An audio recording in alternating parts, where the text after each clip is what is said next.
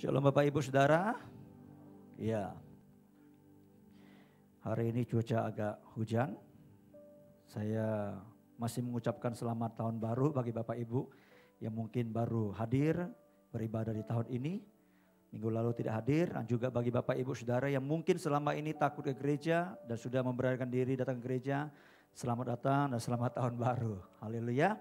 Oke, mari kita buka firman Tuhan. Kita buka Ibrani pasal yang ke-12 ayat 25 sampai ayat 31. Saya minta saudara perhatikan sungguh-sungguh apa yang saya sampaikan hari ini. Saya tidak berkhotbah secara eksposisi dari setiap konteks Alkitab yang ada, tapi saya mau menyampaikan suara profetik kepada saudara, pesan Tuhan buat kita di awal tahun ini saudara. Haleluya. Ibrani pasal yang ke-12 ayat yang ke-25 sampai ayat yang ke-31. Saya mengajak kita baca bersama-sama dengan suara yang agak keras. 2, 3. Jagalah supaya kamu jangan menolak Dia yang berfirman. Sebab jikalau mereka yang menolak Dia yang menyampaikan firman Allah di bumi tidak luput, apalagi kita. Jika kita berpaling dari Dia yang berbicara dari surga, waktu itu suaranya menggoncangkan bumi. Tetapi sekarang Ia memberikan janji, satu kali lagi aku akan menggoncangkan bukan hanya bumi saja, melainkan langit juga. Ungkapan satu kali lagi menunjuk kepada perubahan pada apa yang dapat digoncangkan. Karena Ia dijadikan supaya tinggal tetap apa yang tidak tergoncangkan. Jadi karena kita menerima kerajaan yang tidak tergoncangkan, mari kita mengucap syukur dan beribadah kepada Allah menurut cara yang berkenan kepadanya dengan hormat dan takut. Sebab Allah kita adalah api yang menghanguskan. Katakan amin. Saudara lihat apa yang menjadi pesan Tuhan lewat Alkitab yang kita baca ini saudara. Perhatikan apa yang Tuhan firmankan kepada kita. Jangan menganggap sesuatu yang biasa lalu kemudian kita tidak menghargai, kita tidak mengingatnya, nah kita tidak memperhatikan sungguh-sungguh. Ya, Amsal berkata, kalau orang meremehkan firman, dia akan menanggung akibatnya. Jadi perhatikan baik-baik apa yang Tuhan mau ingin sampaikan kepada kita. Ya, nah kitab Ibrani mengajari kita bahwa Tuhan, Dia berkata, Dia akan menggoncangkan sekali lagi langit dan bumi ini saudara. Kita melihat goncangan-goncangan, perubahan-perubahan yang sedang terjadi hari-hari belakangan ini saudara. Ada banyak hal-hal yang ketidakpastian terjadi. Sesuatu yang tanda petik nanti. Mungkin sekarang sudah ngalami, bahkan tahun-tahun lalu sudah kita ngalami saudara. Ya, perubahan-perubahan seperti ini akan membawa situasi tampaknya tidak menentu, kacau, mungkin juga akan menghasilkan kepanikan, ya keributan saudara seperti itu saudara. Belum lagi kalau kita lihat COVID-19 ini belum berhenti dan dikatakan varian yang baru terus bermunculan saudara. Ya, dan penyebarannya begitu cepat dan menyerang anak-anak. Kalau kemarin-kemarin masih anak-anak hanya berapa persen aja, tapi sekarang dikatakan sudah mulai menerobos anak-anak saudara. Pemerintah sudah memperlakukan Pulau Jawa dan Bali yang disebut mungkin PPKM ya. Seperti itu saudara. Ada pembatasan skala besar saudara, bukan hanya secara lokal lagi, wilayah per wilayah saudara seperti itu. Belum lagi kalau saudara baca di media-media sosial bermunculan virus-virus yang baru, ada namanya disease X saudara. Virus yang belum diketahui, belum kasih nama, tapi X itu artinya sesuatu yang masih misteri saudara. Nah menurut para ahli saudara, ini lebih ganas daripada virus COVID-19 saudara. Nah itu terjadi saudara. Ya, lalu kemudian Amerika hari ini kita sudah ratusan tahun mereka merdeka, mereka adalah negara demokrasi yang begitu luar biasa. Tapi hari ini demokrasi mereka tidak berjalan seperti yang mereka dengungkan selama ini. Pemilihan pemilu kemarin tidak diterima, separuh dari rakyatnya terpecah suara saudara. Dan belum pernah ada sejarah di Amerika itu demokrasi seperti itu. Sampai penduduknya itu, pendukung Donald Trump itu menduduki Capitol, gedung kongres mereka. Mereka tidak mengizinkan untuk mengumumkan secara resmi bahwa pemenang pemilu itu adalah Joe Biden saudara. Dan itu sesuatu yang belum pernah terjadi saudara. Belum lagi kemarin saya lihat berita di CNN saudara sama BBC dikatakan kode nuklir dari Amerika itu dipegang oleh Donald Trump dan belum diserahkan saudara. Itu sampai ada DPR didesak untuk meminta kode ini saudara. Itu memang hanya presiden yang memegang tahu kode ini saudara. Coba kita tahu bahwa Donald Trump ini pikirannya agak rana-rana, agak orang berkata agak error saudara. Kalau dia mau sesuatu dia bisa dengan segala cara seperti itu saudara. Nah itu terjadi saudara. Belum lagi mulai besok vaksin COVID-19 itu akan mulai dibagikan, disuntikan ya ke masyarakat, terutama kepada para tenaga kesehatan saudara, juga nanti kepada kita semua. Nah itu masih menjadi tanda tanya besar, sebagian besar ya, bagaimana kualitasnya, apakah sungguh-sungguh dapat mencegah ya. Belum lagi di media sosial saudara, ketika saya baca banyak orang-orang Kristen yang tanda petik, orang-orang Kristen yang tidak pernah mau belajar, tidak punya wawasan alkitabiah teologis, bahkan secara naral ilmu pengetahuan gampang sekali untuk dihasut, gampang sekali termakan oleh hoax seperti itu saudara. Ya, saya sempat klarifikasi beberapa orang, saya sampaikan. Mereka berkata bahwa nanti ketika disuntik itu akan menjadi chip. Karena itu dibentuknya nanti akan menjadi nano, merusak DNA manusia seperti itu. Lalu akan membuat jadi zombie. Saya bilang, kamu data dari mana kamu itu? Kalau kamu nyatakan begini, data dari mana? Sumbernya dari mana? Jangan cara pemikiran, tanya para ahli. Sumbernya itu harus benar. Kalau kamu dapat sumber yang salah ya kamu sampaikan salah. Ini dari hamba Tuhan. Siapa hamba Tuhan ini saya tanya? Dia belajar dari mana? Tanya para ahli, dia hamba Tuhan bukan ahli vaksin. Bukan ahli kimia. Seperti itu. Kok bego banget saya bilang seperti itu. Belum lagi dikatakan itu akan membentuk chip. Nanti jadi antikris. Buset saya bilang itu. Karena mengandung katanya ada enzim Lucifer saudara. Mereka sudah mendengar kata Lucifer saudara, lalu mengkaitkan dengan setan. Lucifer itu, dengarkan baik-baik saudara ya, nanti kapan-kapan saya akan bukakan lebih jelas. Itu hanya satu ayat, itu pun diterjemahkan oleh Alkitab, saya lupa Alkitab apa, ya di dalam bahasa Inggris, itu diterjemahkan dengan kata Lucifer itu hanya di Yesaya pasal 14, itu memang mengarah kepada setan. Tapi kalau saudara baca kitab Wahyu, Lucifer itu, bintang fajar itu, bintang timur itu saudara, itu adalah Yesus. Yesus. Jadi setan itu bisa berubah jadi Lucifer, bisa. Dia menyerupai malaikat terang, dikatakan lebih malaikat terang. Tapi dia bukan terang itu sendiri saudara. Jadi jangan alergi, karena dulu kita itu didoktrin masuk kata Lucifer itu adalah setan. Lalu apapun yang menyangkut Lucifer itu adalah setan. Karena kita gak pernah belajar dari Alkitab, kita gak ngerti. Kitab Wahyu, coba baca benar-benar saudara. Yesus itu disebut Lucifer. Ya, bahkan ada banyak Lucifer yang lainnya, binatang juga Lucifer. Pernah lihat kunang-kunang? Kunang-kunang itu dia mengandung dikatakan sel atau apalah namanya Lucifer. Dia bisa menghasilkan terang. Bahkan binatang-binatang di bawah laut yang paling dalam yang matahari tidak bisa terobos. Pernah lihat kan? Pernah lihat Nemo yang ada binatang waktu dia masuk ke lautan yang luas, dalam, lalu kemudian ketemu binatang yang tanduk yang goyang-goyangnya ada lampu saudara. Itu namanya juga Lucifer itu, terang itu. Ada banyak. Seperti itu saudara. Ya, sudah tahu sejarah senter yang kita bisa sinar gitu kan untuk terangi. Itu awalnya tuh orang tangkap kunang-kunang dimasukkan ke botol. Lalu jadi terang seperti jalan saudara. Jadi saya berharap Bapak Ibu Saudara belajar dengan baik. Ya.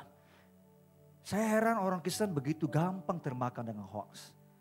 Apalagi hamba-hamba Tuhan yang sering menyampaikan itu nubuatan-nubuatan sudah tidak terlalu tepat, meleset, bahkan menyimpang. Disampaikan dipercaya terus gitu loh. Tidak pernah mau belajar firman Tuhan. Akhirnya gampang disesatkan. Nah ini berita-berita seperti ini membuat orang jadi bingung, panik. Dan menjadi tidak percaya sampai PGI. Ya, Persatuan Gereja-Gereja Indonesia yang mewadahi hampir seluruh gereja di Indonesia. Itu membuat surat pernyataan. Bahwa gereja-gereja itu tidak boleh menyampaikan berita-berita yang tidak sesuai dengan Alkitabiah. Bahkan menyesatkan seperti itu saudara. Ya, dan ini akan membuat kepanikan saudara. Saya tidak tahu saudara ya. Saya pernah sampaikan kepada saudara. Kalau nanti vaksin ini disuntikkan. Kita berharap itu pasti pemerintah sudah memberikan yang terbaik lah. Sudah menguji yang terbaik. Tapi tetap dalam hal tertentu ada kasus-kasus, ada case-case yang begitu nanti disuntik orang-orang tertentu. Tanda petik mungkin imunnya atau apa di dalamnya enggak begitu bereaksi dengan vaksin itu terjadi sesuatu. Misalnya dulu saya punya pengalaman dari nenek saya cerita. Kenapa orang-orang Tionghoa dulu itu bahkan sampai ketika kita punya PPA. Mengajar kepada orang-orang tua khusus sebagian besar orang-orang Tionghoa. Mereka tidak mau anak-anak mereka diimunisasi, divaksin. Kenapa? Karena punya pengalaman dari mulut ke mulut memang pernah terjadi. Bahkan kita pernah layani di daerah Sungai Garam ada satu anak. Ketika diimunisasi nggak tahu polio atau apa dicerita. Itu anaknya itu jadi lumpuh, bego jadinya. Karena baik-baiknya. Kemungkinan besar memang di dalam tubuh anak itu mungkin ada sesuatu hal yang lain ketika vaksin itu disuntik ya, terjadi sesuatu reaksi. Tapi kebanyakan tidak seperti itu. Tetap ada case-nya saya yakin. Tapi ini dengan zaman keterbukaan seperti ini akan di-booming. Akan diviralkan. Lalu mungkin terjadi sesuatu yang membuat panik, ribut. Jadi saya berharap Bapak Ibu Saudara terus doakan vaksin ini bisa berjalan dengan baik supaya tidak ada peristiwa-peristiwa hal yang tidak baik terjadi saudara. Tapi apapun itu saudara, ke depan akan terjadi banyak goncangan-goncangan. Jadi jangan heran kalau saudara melihat situasi kondisi keadaan dunia ini. Dunia kita sudah, kalau ilmu pengetahuan sudah berapa juta tahun ya umurnya. Dunia kita ini bukanlah dunia yang tanda petik memberikan sebuah tempat yang aman untuk kita berlindung. Ingat, saudara dan saya adalah musafir di dunia ini, amin. Rumah kita bukan di sini, rumah kita ada di sana bersama dengan Yesus. Amin. Kalau kita diberikan kesempatan untuk hidup, biarkan kita boleh terus mengarahkan pandangan kita, hidup kita kepada panggilan Tuhan. Ya, tapi apapun seperti yang firman Tuhan katakan, akan terjadi banyak perubahan-perubahan yang akan berdampak kepada situasi, kondisi yang membuat orang panik, takut. Kalau saudara lihat cuaca, saudara lihat alam, ya saudara lihat atmosfer, keadaan alam seperti ini akan banyak perubahan-perubahan terjadi. Belum lagi kemarin kita dengar pesawat tiba-tiba bisa hilang kontak dan jatuh. Ya, dan itu tidak ada yang sangka seperti itu saudara. Tapi apapun situasinya, seperti yang saya pernah sampaikan di waktu hari Natal tanggal 25 Desember masih ingat. Kalau ada sesuatu hal yang tanda petik, saudara lihat situasinya tidak enak, buruk, saudara harus percaya kepada perkataan firman Tuhan. Minggu lalu saya sampaikan kepada saudara, saudara harus memilih percaya kepada firman Tuhan lebih daripada kenyataan situasi yang kita lihat. Ada amin? Ada amin? Kenapa kita harus memilih percaya kepada firman Tuhan? Sebab kalau saudara baca di ayat 25 tadi saudara, di pasal 12 kitab Ibrani saya berkata begini. Jagalah supaya kamu jangan menolak dia yang berfirman. Sebab jikalau mereka yang menolak dia yang menyampaikan firman Allah di bumi tidak luput apalagi kita jika kita berpaling dari dia yang berbicara dari surga. Tuhan sudah beritakan firman-Nya. Nah, kalau kita menolak itu, kita gak percaya itu, maka kita akan mengalami dampaknya. Gak ada pegangan buat hidup kita untuk bisa bertahan di dunia ini saudara. Kita mudah digoyahkan saudara. Karena itu perhatikan apa yang Tuhan firmankan. Kalau saudara baca di Yesaya pasal 48 ayat 17 berkata begini sampai 18 saudara. Dikata begini saudara. Ya. Beginilah firman Tuhan penebusmu yang maha kuasa, Allah Israel. Akulah Tuhan Allahmu yang mengajar engkau tentang apa yang memberi faedah. Yang menuntun engkau di jalan yang harus kau tempuh. Sekiranya engkau memperhatikan firmanku, memperhatikan perintah-perintahku, maka damai sejahteramu akan seperti sungai yang tidak pernah kering. Dan kebahagiaanmu akan terus berlimpah seperti gelombang laut yang tidak pernah berhenti, saudara. Perhatikan firman Tuhan, saudara. Perhatikan apa yang Tuhan sampaikan kepada kita, saudara. Nah, kalau saudara masih ingat, saat kita masuk ke tahun 2020, di awal tahun, kalau tidak salah, awal Februari, Tuhan sudah menyampaikan kita tentang, masih ingat apa yang Tuhan sampaikan di awal tahun 2020? Masih ingat gak? Bangun tidur, buka mata, lihat. Masih ingat? Masih ingat gak? Di awal 2020 kan Tuhan sampaikan kepada kita lewat firman-Nya tentang Elisa dan bujangnya Gehazi ketika dikepung oleh Sanherib, oleh tentara Aram, saudara. Dengan pasukan berkuda, kereta berkuda yang sangat banyak. Tiba-tiba bujangnya Elisa bernama Gehazi bangun tidur, dia buka mata, dia buka pintu, dia lihat banyak musuh. Dia berkata, celaka Tuanku, mati kita. Nah, Tuhan sudah sampaikan itu di awal tahun lalu. Ya kan? Buka mata, buka pintu, lihat masalah, saudara. Dan saya sudah mengajarkan kepada saudara di awal tahun 2020, saudara, bahwa kita harus melatih diri kita bukan melihat masalah, tapi melihat Tuhan dan kuasa-Nya. Itu di awal tahun 2020. Dan kita tidak menyangka kalau COVID-19 memaksa kita bangun tidur, buka mata, lihat masalah. Betul? Iya. Sepanjang 10 bulan tahun 2020, saudara, kita bangun tidur, kita buka mata, kita lihat masalah. Iya. Kita lihat ada yang mati kena COVID. Kita lihat ada yang banyak yang sakit terpapar oleh wabah virus ini, saudara. Bahkan kita bangun tidur, buka mata, kita bukan hanya lihat masalah, tapi kita tidak bisa kemana-mana, kita dibatasi. Dan itu Tuhan sudah sampaikan. Tiap hari kita buka mata, kita bangun tidur, buka mata, kita lihat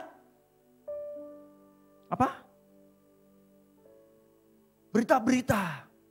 Kita dibombardir dengan informasi-informasi yang menakutkan. Sehingga banyak yang stres. Banyak yang depresi. Tapi semuanya itu Tuhan sudah sampaikan di awal tahun lalu. Dan saya berharap di awal tahun ini saudara mesti perhatikan apa yang Tuhan mau kita perhatikan. Terutama apa yang akan difirmankan, dipesankan buat kita, saudara. Amin.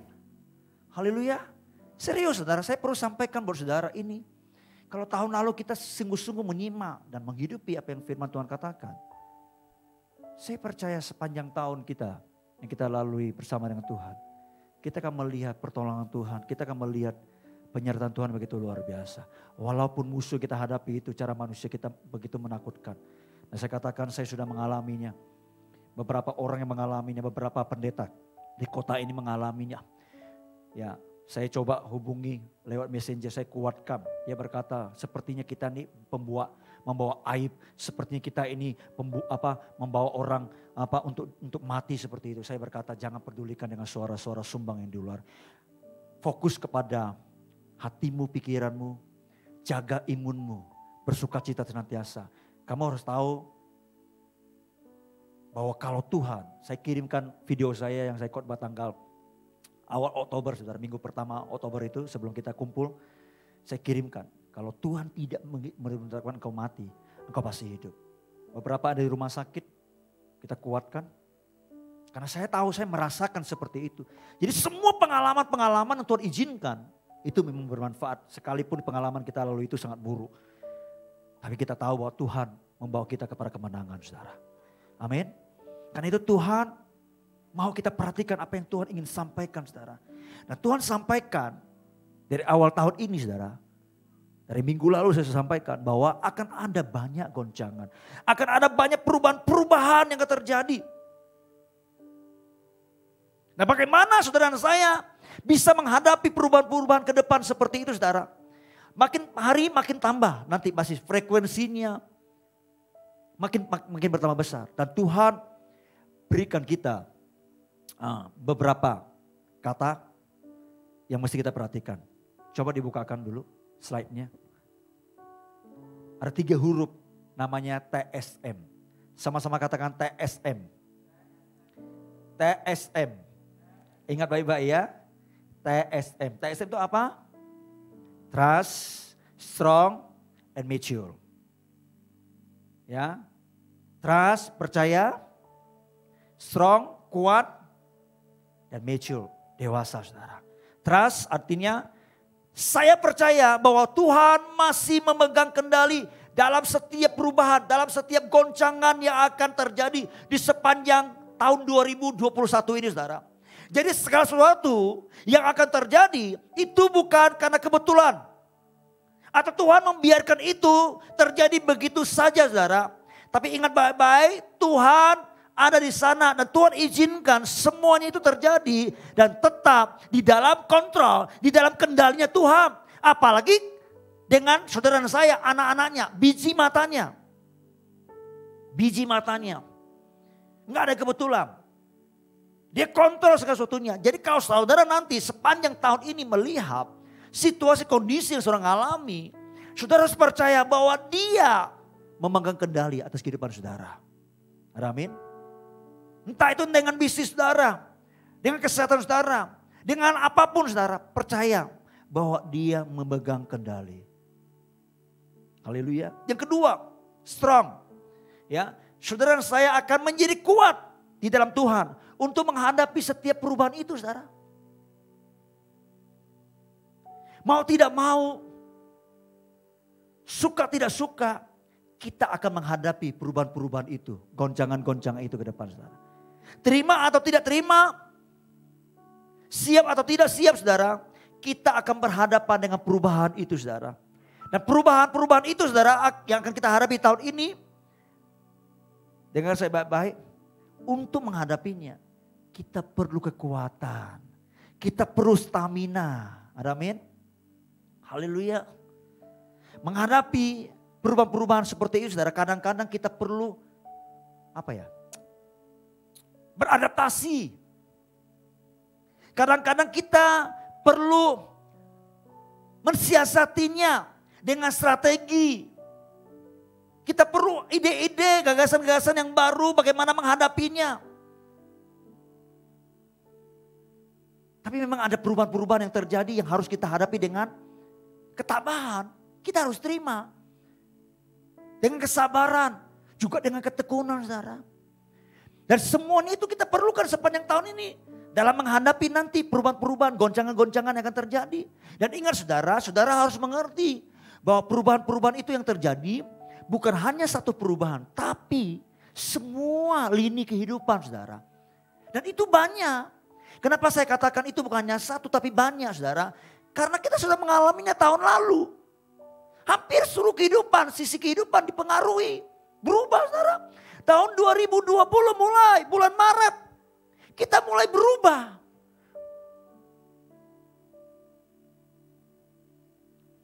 Kita gak pernah lihat ibadah yang seperti ini loh.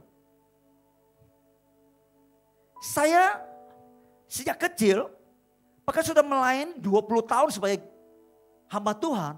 20 tahun lebih, saudara. Belum pernah lihat ada ibadah yang seperti ini loh. Bikin jarak. Tidak boleh salam, tutup mulut. Iya kan? Iya gak? Iya belum pernah. Ibadah seperti ini di pasar. Betul gak? Iya. Nah kalau kita enggak mengerti, enggak mulai bikin strategi, mencari ide. Mulai saudara ikuti perubahan-perubahan itu dengan hikmat Tuhan sebagai solusi, saudara. Kita nggak mungkin sampai sekarang bisa beribadah. Di kota-kota tertentu saudara belum bisa beribadah sampai sekarang. Nah kalau kita nggak mensiasati saudara, bagaimana caranya supaya bisa tetap beribadah namun tidak melanggar. Kita mungkin tidak bisa beribadah sampai sekarang. Jadi kita dipaksa untuk berubah saudara. Dan kita nggak tahu sepanjang tahun ini apakah situasinya akan bertambah menjadi lebih berat atau tidak. Kita tidak tahu saudara. Kita tidak tahu situasi nanti saudara hadapi, entah dalam bisnis saudara, dalam keuangan saudara, dalam lingkungan situasi yang ada, kita nggak tahu tambah lebih berat atau enggak. Kita nggak tahu saudara. Tapi gambarannya seperti ini saudara, saya berikan gambaran saudara. Biasanya kalau terjadi sebuah peristiwa, misalnya tsunami saudara, seperti yang terjadi di Aceh saudara. Ya. Begitu ada tsunami saudara, lalu kemudian terjadi, lalu kemudian diliput oleh TV, begitu kan? Ya dulu media sosial masih belum terlalu gencar, ya kan? Radio-radio masih, ya kan? Lalu kemudian ditayangkan, ternyata ada ombak yang sangat tinggi berapa meter. Lalu kemudian airnya menyapu jalan dan pemukiman. Dan itu hanya sepotong-sepotong cuplikannya. Kita lihat ada rumah, ada mobil yang tanda petik terseret oleh air bah itu saudara. Ya begitu deras. Lalu kemudian kita mulai melihat di sungai-sungai bahkan sampai ke kota ada banyak pohon-pohon yang tumbang. Ranting-ranting kayu yang berantakan semua seperti itu. Tiba-tiba kita melihat di tengah kota ada sebuah kapal. Ada kan? Ya. Lalu kemudian kita melihat juga cuplikan-cuplikan ada orang berlari menghindar dari air itu. Coba naik ke tempat yang lebih tinggi. Tapi kita melihat cukup banyak orang juga yang yang terluka. Yang terbawa oleh arus seperti itu saudara. Bahkan juga yang banyak yang terbenam. Pada akhirnya kita melihat di lumpur saudara. Dan itu cuplikan-cuplikan dan itu diperlihatkan di televisi. Tapi begitu setelah itu afternya tsunami karena before dan after gitu kan. Kalau sekarang ibu-ibu kan kalau dulu agak gemuk. Begitu ikut Herbalife afternya. Before dan after katanya. Ya kan. Nah ini afternya saudara. Sesudah tsunami itu baru kita tahu apanya. Parahnya, rusaknya begitu luar biasa akibat tsunami itu. Awal-awalnya kita cuma lihat cuplikan. Tahu aja ya itu seperti itu. Kita hanya lihat sekilas saja seperti saudara. Begitu after tsunami saudara. Airnya sudah kembali ke laut saudara. Baru kita lihat dampaknya ternyata. Setengah dari kota itu. Sebagian penduduknya. Rumahnya, bangunan-bangunannya hancur berantakan saudara. Tinggal sebuah masjid berdiri di tengah-tengah. Belum lagi yang terluka. Itu bukan hanya puluhan. Bukan hanya ratusan. Kita lihat kan. Dicuplikan itu. Tapi ternyata saudara. Banyak. Yang patah kakinya. Yang tertusuk. Oleh seng atau apa seperti itu. Oleh benda-benda tajam menghantam. Batu mungkin seperti itu. Tapi kita lihat di TV itu. Hanya cuplikan-cuplikan. Hanya segelintir saudara. Dan itu ternyata. Setelah itu kita baru tahu. Data dikumpulkan. Ada 230.000 jiwa yang mati dan hilang. Betapa dahsyatnya saudara. Kalau tidak cepat ditolong. Dan ditanggulangi. Bahkan bangsa-bangsa datang saudara. Daerah yang kena tsunami seperti itu. Akan menjadi daerah yang hancur. Menjadi kota yang mati saudara. Jadi kita sudah lihat gambarnya seperti tsunami. Tahun lalu kita baru lihat tsunami COVID-19. Yang bukan hanya melanda bangsa kita. Tapi seluruh dunia. Kita di sini. Di kota kita. Di Kalimantan Barat. Dampaknya baru sedikit. Tapi mungkin. Tahun ini. Kita akan melihat after tsunami COVID ini saudara. Betapa parah.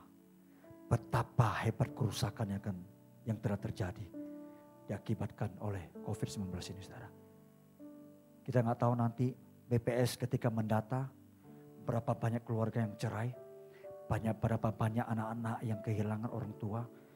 Berapa banyak keluarga-keluarga yang kehilangan orang-orang mereka kasih, saudara. Seperti itu. Haleluya. Jadi kalau kita menghadapi perubahan-perubahan seperti ini ke depan, saudara. Dan saya katakan ini akan terjadi, saudara. Mau tidak mau, saudara dan saya harus membangun diri kita untuk tetap percaya kepada Tuhan. Amin. Bahwa Tuhanlah yang memegang kendali. Sehingga apapun yang terjadi nanti ketika kita lihat, kita gak mudah panik, kita gak mudah menjadi takut, kita gak mudah khawatir, saudara. Karena kita tahu Tuhan yang memegang kendali. Ada amin? Tapi yang kedua, kita harus membangun diri kita menjadi orang yang kuat. Dan kekuatan kita dapat kita peroleh bukan dari diri kita sendiri, tapi dari Tuhan. Amin. Dari Tuhan. Dari Tuhan sekali lagi. Saya percaya kalau Tuhan ingatkan saudara dan saya, Dia sedang mempersiapkan kita untuk menghadapinya ke depan. Karena itu pasti terjadi, saudara. Itu yang kedua, strong. Yang ketiga, mature. Saudara dan saya menjadi orang dewasa dalam Tuhan. Dalam menghadapi setiap perubahan-perubahan yang ada. Karena kita akan menghadapi perubahan-perubahan itu, kita harus menjadi orang dewasa. Kita harus menjadi orang yang pintar. Terampil menggunakan setiap kesulitan, setiap tantangan, menggunakan setiap situasi yang buruk itu, saudara. Setiap permasalahan-permasalahan yang terjadi ke depan ini, saudara. Menjadi sesuatu yang bisa membangun diri kita menjadi dewasa dalam Tuhan. Jangan nanti terjadi saudara teriak-teriak, menjerit, atau terkapar. Jadi gunakan semua hal-hal yang terjadi, sekalipun itu buruk, untuk membawa kita menjadi orang yang bertumbuh dewasa. Amin. Haleluya. Saya ulangi sekali lagi. Ya, dengarkan ini, saudara. Saya berharap ketika nanti goncangan-goncangan, perubahan-perubahan ke depan yang akan terjadi sepanjang tahun ini, saudara. Saya berharap saudara dan saya menjadi orang yang terampil. Menggunakan setiap kesulitan, menggunakan setiap tantangan, setiap persoalan di tahun ini. Menjadi sesuatu yang harus membangun diri saudara dan saya menjadi orang yang dewasa dalam Tuhan.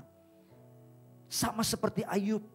Setiap ada tantangan dia hadapi dan dia gunakan itu. Membuat dia menjadi dewasa. Sehingga dia berkata, kalau aku diuji, aku akan muncul seperti emas yang murni. Dia pergunakan itu. Kesempatan ketika dia menghadapi pergumulan, persoalan, saudara. Untuk membawa dia keluar menjadi orang dewasa, menjadi emas yang murni di hadapan Tuhan.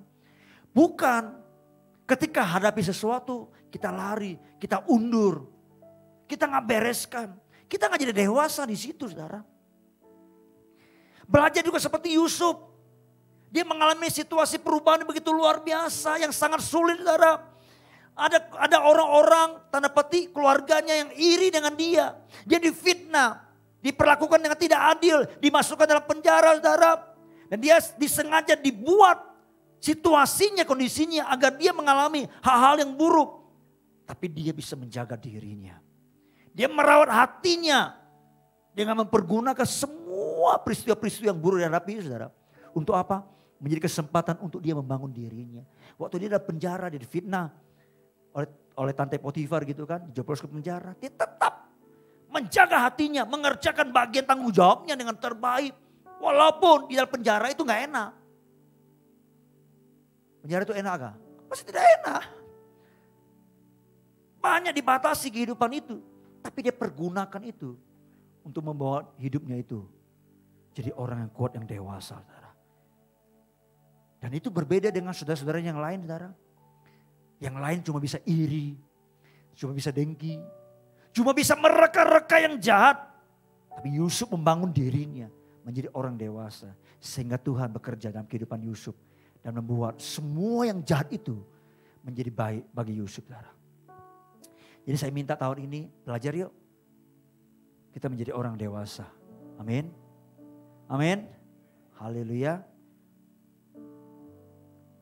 Kita percaya bahwa dalam Roma 8:28 berkata apa? Allah turut bekerja di dalam segala sesuatu, dalam segala hal untuk mendatangkan kebaikan.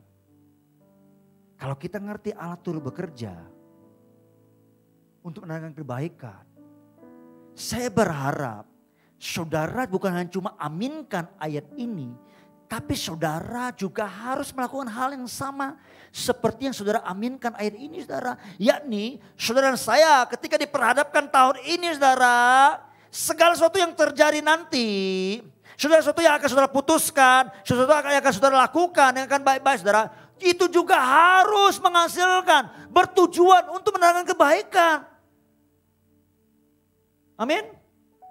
Misalnya gini, kalau tahun ini nanti saudara mengalami peristiwa, ya, ada yang membuat sesuatu atau membuat gosip kepada saudara, misalnya terhadap saudara, menjelekkan saudara di gereja ini, mungkin di gereja ini. Sesama orang Kristen kadang seperti itu kan. Kalau apa yang saudara mesti lakukan kalau saudara percaya bahwa Allah turut bekerja mendatangkan kebaikan?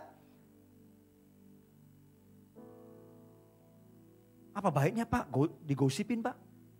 Ada baiknya. Baiknya adalah saudara kalau mau lihat kebaikan itu jadi, saudara harus bekerja bersama-sama dengan firman Tuhan, dengan Roh Kudus. Apa itu? Kalau orang menggosipi saudara, jangan dibalas. Jangan juga menghindar. Gak usah ke gereja lagi lah daripada digosipin gitu kan. Saudara keluar. Itu kan bukan kehendak Tuhan. Saya mau tanya, itu kebaikan kah kalau tidak ke gereja? Ibadah itu baik gak? Ke gereja itu baik gak? Ini contoh. Kalau terjadi seperti itu, kenapa lari dari gereja? Ya gak? Kenapa gak ibadah? Saudara mesti kerjakan yang baik, baru bisa sesuatu yang baik akan ikuti. Kalau saudara ingin harapkan yang baik, tapi saudara mengerjakan hal-hal yang tidak baik, bagaimana mungkin hal yang baik bisa mengikuti apa yang saudara kerjakan? Karena mungkin. Saudara bertolak belakang dengan prinsip firman Tuhan, hukumnya Tuhan. Kalau mengalami seperti itu, ampuni orang itu. Firman Tuhan berkata apa? Lakukan, berbuat baik kepada dia, doakan dia, berkati dia. Kan begitu. Kalau seperti itu, saudara sedang bersama-sama dengan Roh Kudus. Bekerja bersama-sama untuk kebaikan. Roma 8:28 terjemahan yang lainnya begini. Allah itu bukan hanya turut bekerja, tapi dia melibatkan saudara saya itu bekerja bersama-sama. Untuk menghasilkan kebaikan itu saudara. Haleluya. Saya percaya kalau hari ini dan seterusnya kita mengertikan hal ini. Situasi kondisi dalam seluruh kehidupan kita apapun itu. Kalau kita mulai melakukan bagian kita, tanggung jawab kita sesuai dengan kebenaran firman Tuhan. Maka kita melihat janji Tuhan akan tergenapi dalam hidup kita. Bahwa segala sesuatu yang terjadi memang untuk kebaikan kita. Kita menjadi orang yang bermurah hati. Kita menjadi orang yang tidak gampang tersinggung. Kita menjadi orang yang tidak mudah kepahitan. Kita menjadi orang yang pengampun. Kan gitu kan? Itu kan baik kan? Baik enggak? Saya mau tanya saudara. Kalau saudara mengampuni orang, menjadi orang yang suka memaafkan. Dengan orang yang menyimpan sakit hati, mana lebih baik? Mana yang baik? Memaafkan kan? Lalu kenapa kita sering menyimpan kepahitan? Ini berkali-kali kita ajarkan sampah itu dibuang ke tong sampah. Bukan ditaruh di hati saudara. Hati saudara, berangkat hati saudara menyimpan sesuatu yang berharga, mutiara. Sesuatu yang berharga bagi hidup saudara. Ini kenyataannya banyak orang diajarkan berulang-ulang. Tidak menghidupi ini karena tidak menjadi pelaku firman masalahnya. Begitu nanti ada masalah datang lagi. Itu mencak-mencak lagi. Seperti Yesus berkata. Seperti nanti badai hujan datang. Rumah itu rubuh dan hebat kerusakannya.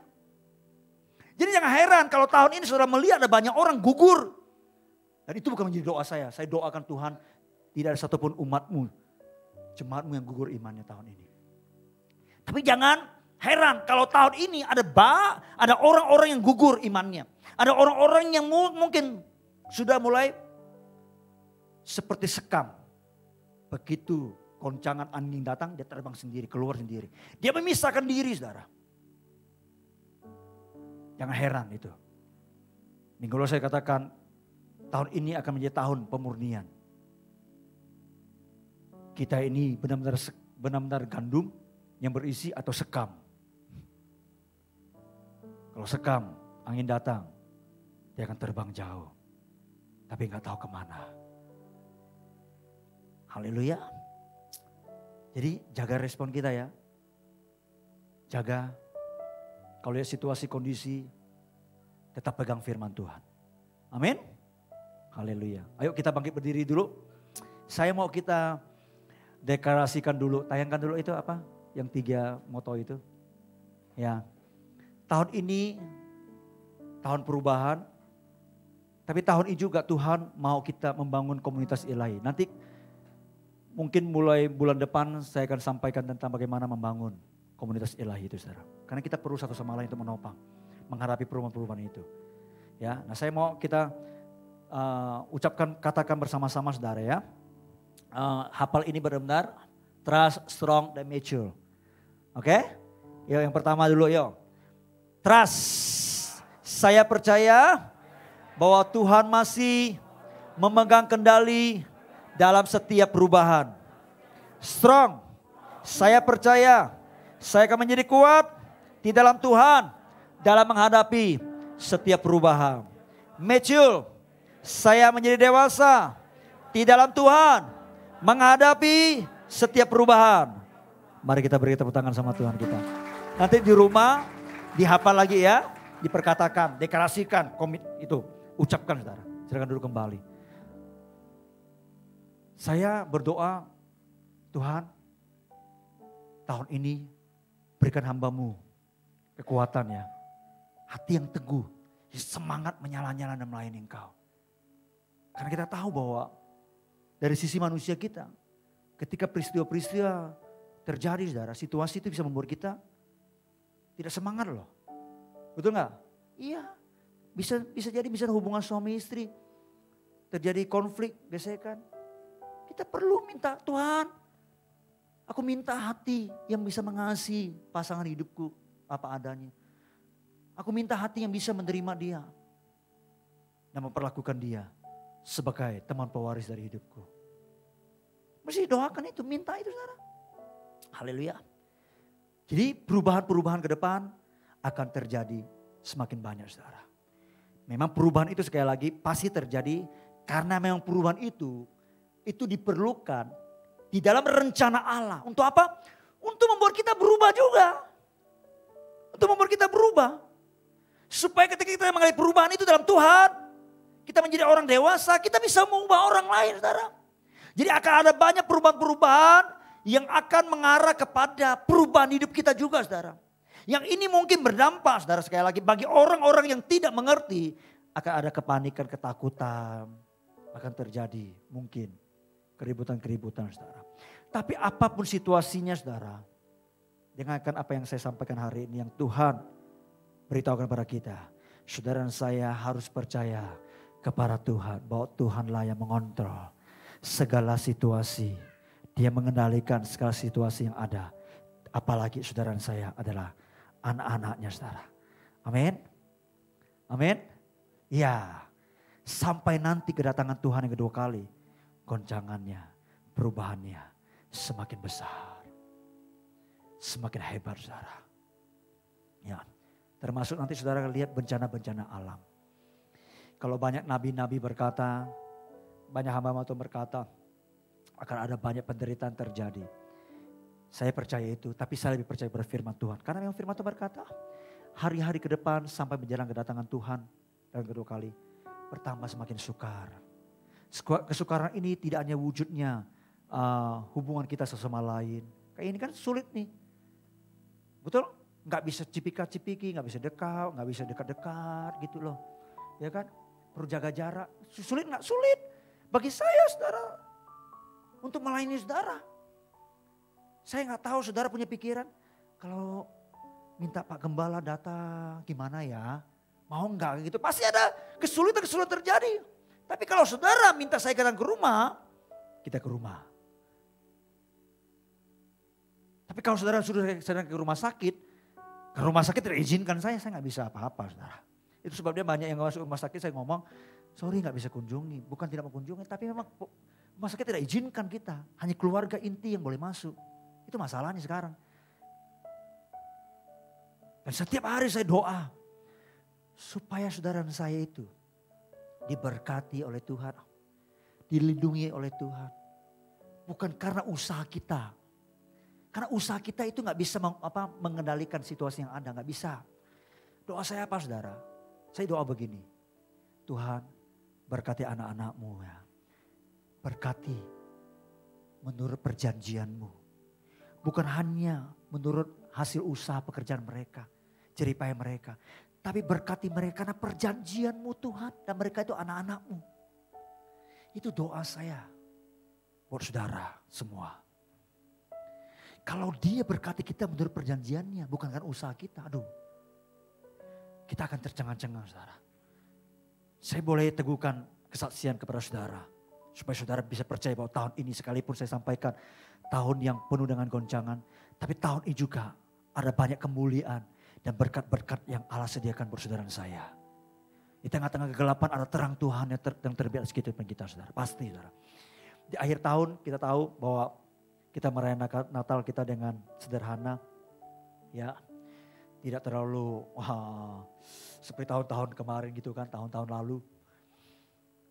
Dan banyak saudara berkata tidak buka pintu gitu kan. Kita juga tidak berkata kita buka pintu di sini. Tapi kalau mau datang kita welcome.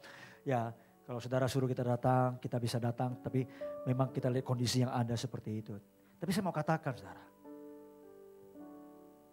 Natal tahun kemarin, di tengah-tengah kondisi pandemi seperti itu. Kami menerima pemberian-pemberian dari saudara, dari jemaat. Begitu melimpah. Saya ngomong sama istri, ini jemaat ya, heran ya. Tuhan bekerja, kok luar biasa. Dibandingkan tahun-tahun kemarin. Yang memberikan kepada kita itu, ya ada. Cuma tahun ini beda. Banyak. Sudah saya katakan, kita jual air yuk. Kita jual kue. Banyak saudara. Pemberian-pemberian itu baju. Ada. Sampai bilang Tuhan ini sebuah peneguhan. Bahwa engkau kalau engkau memberkati kami sesuai dengan perjanjianmu. Kami akan tercengang-cengang melihatnya. Saudara. Jadi doa saya. Buat saudara semua. Berkati setiap jemaatmu menurut perjanjianmu Tuhan. Bukan hanya menurut hasil usaha jeripaya mereka lagi. Tapi menurut perjanjianmu. Waduh, kalau dia sudah berjanji dikatakan dia bukan manusia. Sehingga dia berdosa. Dia pasti akan menepatinya seturut dengan perjanjiannya saudara. Kalau dia berjanji bahwa dia akan menyertai kita. Sampai ke saudara akhir zaman. Dia pasti menyertai kita saudara.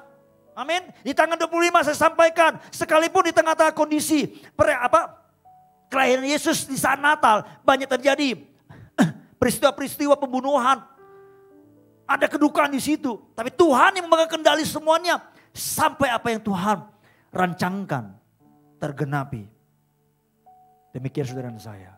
Tahun ini apapun yang terjadi. Tuhan memegang kendali. Dia berjanji itu. Dia akan menyertai. Tidak sekali-kali aku meninggalkan kamu. Amin. Pegang ini kuat-kuat saudara ya. Pegang ini kuat-kuat saudara. Ya, semua yang terjadi akan menggenapi rencananya saudara. Ya.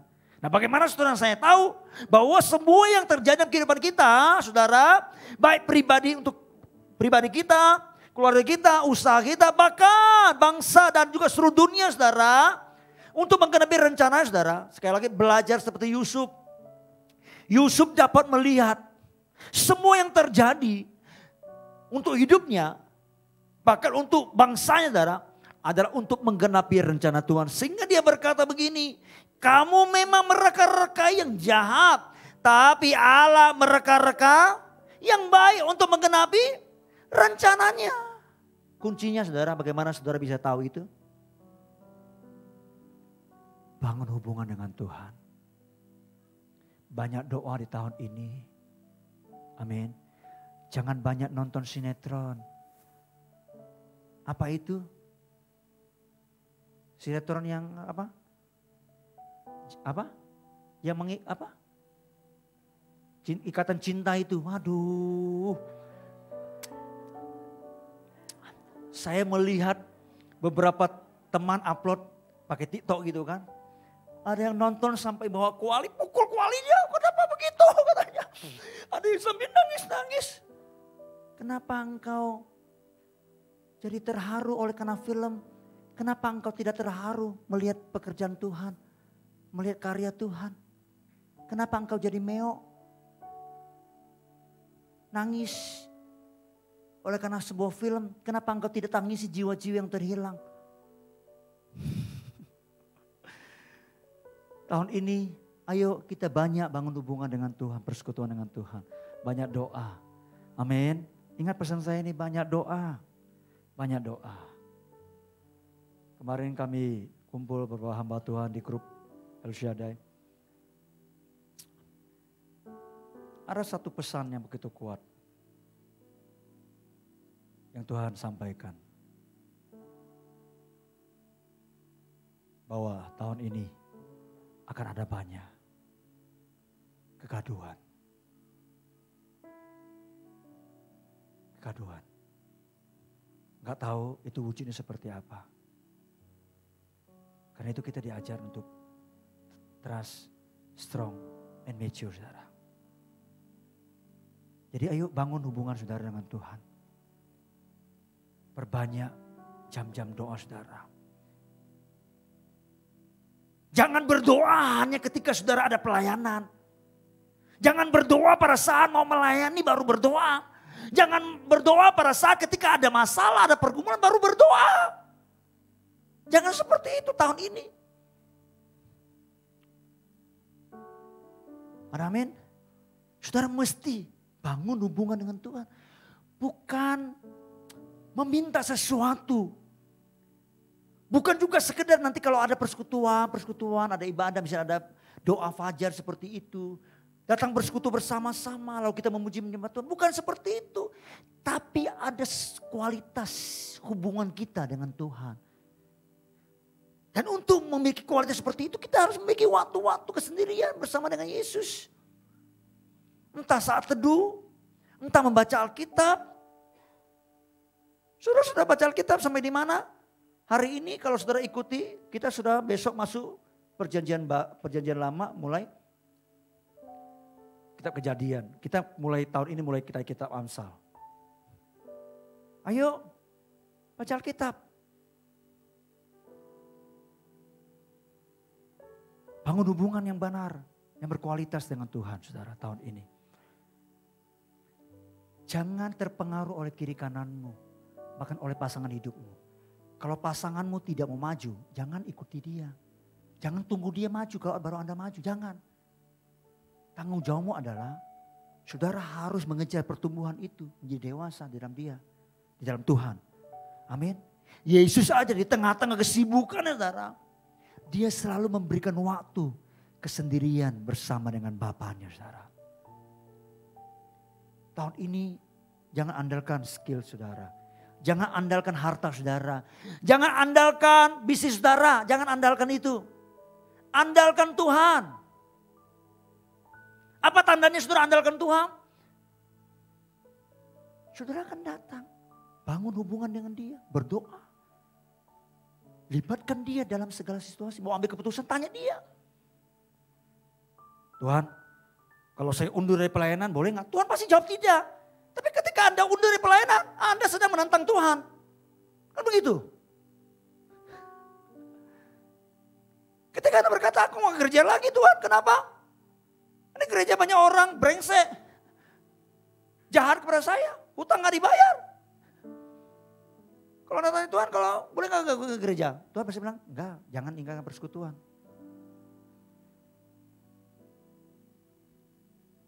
Kalau Anda memiliki persekutuan dengan Tuhan, Anda pasti akan nurut pada firman-Nya. Amin. Jadi kekuatan kita tahun ini bukan dari diri kita sendiri. Bukan dari skill kita, bukan kekayaan kita. Tapi dari Tuhan, saudara. Itu yang akan membuat kita kuat tahun ini, saudara. Amin. Dan kekuatan itu bisa kita peroleh kalau kita nempel dengan dia. Sama seperti sebuah pohon, ada rantingnya. Yesus berkata kita seperti rantingnya, dia pokoknya. Nanti ada angin datang, memang kita goyang, tapi kita masih nempel. Ya kan? Tapi kalau kita nggak nempel, begitu angin kencang datang, patah, jatuh dia. Apa yang terjadi dengan ranting seperti itu? Gak ada gunanya, orang akan buang, dicampakkan, dibakar. Karena itu ayo nempel kepada pokok, bukan kepada gereja, bukan kepada pelayanan, bukan kepada kiri kananmu. Oh dia gak ke gereja, saya gak mau ke gereja lagi lah. Dia gak melayani, saya gak mau melayani lagi lah. Jadi selama ini Anda layani siapa? Anda ke gereja cari siapa? Ya kan? Anda harus nempel kepada pokoknya, kepada Yesus. Goncangan apapun yang akan baik-baik. Mungkin kiri kananmu tidak bisa menolongmu. Gereja mungkin tidak bisa menolongmu secara fisik begini. Tapi Tuhan akan menolongmu saudara. Amin. Saya ingatkan saudara tahun ini ya. Seperti itu. Jadi kita harus banyak berdoa. Bangun persekutuan dengan Tuhan. Amin. Kemarin saya katakan saya punya kerinduan tahun ini ada 1000 Mercycom. Komsel boleh terbangun. Dan mungkin nanti kita akan mulai dari kubu-kubu doa. Banyak buat tempat-tempat untuk berdoa. Persekutuan doa saudara. Haleluya. Tapi bukan hanya doa tahun ini. Saudara juga harus banyak membaca, merenungkan firman Tuhan dan melakukannya. Amin. Itu lagi Pak, itu lagi. Memang itu.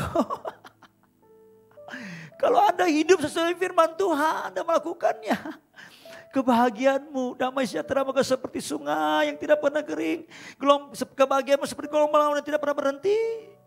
Dan kalau saudara baca kitab Mazmur 1 ayat 2 dan 3 dikata begini. Kamu akan seperti pohon di tanah tepi air. Yang lain ketika masalah datang, layu daunnya, gugur daunnya. Anda tetap kokoh. Tidak tergoncangkan karena ada firman menopang saudara. Lalu kemudian menghasilkan buah. Dan bukannya itu, apa saja yang diperbuatnya, dibuat berhasil. Itu janji Tuhan. Itu sebabnya saya doa kepada Tuhan seperti itu. Berkati anak-anakmu sesuai dengan janjimu. Sesuai dengan janjimu. Amin. Haleluya. Saya berharap tahun ini kita akan lewati penuh dengan sorak-sorai. Penuh dengan kemenangan. Amin. Kalau nanti mungkin ada antara saudara yang mungkin sangat sulit, ingat pesan awal tahun ini. Seperti awal tahun lalu disampaikan, buka mata, bangun tidur buka mata lihat masalah. Kita diajarkan jangan lihat masalah, tapi pandang Tuhan. Tahun ini kita diingatkan, ayo perubahan-perubahan akan terjadi, tapi kita harus terus percaya pada Tuhan. Jadi orang yang kuat, izinkan pergunakan semua kesempatan-kesempatan, baik hal yang baik maupun yang buruk untuk membangun diri kita menjadi orang yang kuat. Dan yang terakhir, kita menjadi orang dewasa. Saya mau sampaikan terakhir ini. Sayang kita gak punya tangga. Sudah tahu? Kalau orang yang bertumbuh jadi dewasa, dia akan naik level gitu kan. Ya kan? Kalau orang naik level, saudara, dia bisa melihat secara luas. Betul? Tapi kalau dia gak bertumbuh, dia di bawah, dia lihat masalah terus. Saya pernah berikan ilustrasi kepada saudara. Satu kali ada 2 orang di tempat kos yang sama, tinggal di tempat yang sama, bekerja di kantor yang sama. Ya, tapi di lantai yang berbeda. Ya, mereka bersama-sama ke kantor tiap hari, pulang sama-sama. Satu kali itu temannya yang bekerja di lantai paling atas, di lantai 25. Telepon temannya, "Lur, sudah siap pulang belum?" Sudah siap, tapi gimana kita mau pulang? Kamu tidak lihat kah? Macetnya luar biasa. Dan panjang sekali. Yang lain tahun 25 berkata begini, justru aku lihat blur. Ya memang macet. Tapi cuma sampai di simpang di situ. Iya kah? Kenapa? Dia tidak lihat karena dia di bawah. Kalau dia di atas dia bisa melihat. Oh bagaimana solusi masalah ini. Bagaimana bijaksananya menjalankan ini. Dia tahu. Makanya karena itu tahun ini. Ayo kejar pertumbuhan kita. Jadi orang dewasa. Amin. Kalau mengalami peristiwa apapun. Mungkin jiwa kita bisa tanda petik. Bereaksi, berespon yang salah awalnya. Awalnya no problem. Tapi karena kita punya firman. Kita punya iman. Firman itu kan memproses kita. Ingat. Jangan emosi. Jangan marah. Sampai matahari terbenam. Ingatkan. Ayo saya dorong saudara. Tahun ini jadi orang yang terus percaya pada Tuhan. Jadi orang kuat. Dan jadi orang yang dewasa di dalam Tuhan.